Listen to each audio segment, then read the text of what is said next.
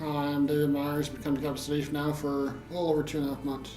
I want to be baptized because I want to put my life in Jesus' hands. I want Him to take control over my life. Well, I grew up kind of in an atheist background, so I really didn't have much of a church background at all, so for the last few months. But something in my mind, even then, made me still believe there is a God. Because I wasn't happy. I was always down and stuff. So last year, I'm 36, and the last year I had real bad chest pains, and so therefore had to go to the doctor. I drove myself to the doctor, and the doctor basically said, "Why are you driving here? You should be in the emergency room. You're in the process of getting ready to have a heart attack."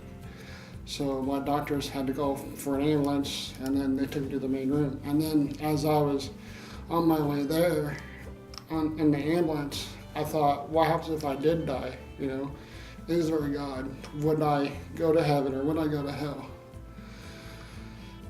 And so I started kind of believing then, as the doctor office, and everything said it was fine, but still back in my mind, I always kept wondering, what do I do? What do I knew I wasn't happy. I knew I wasn't whatever. And then I started doing karaoke, and that's how I met Andy. And then one day at home, I was just on the computer, and just something told me, says, ask Andy, can you go to church with him? Just check it out.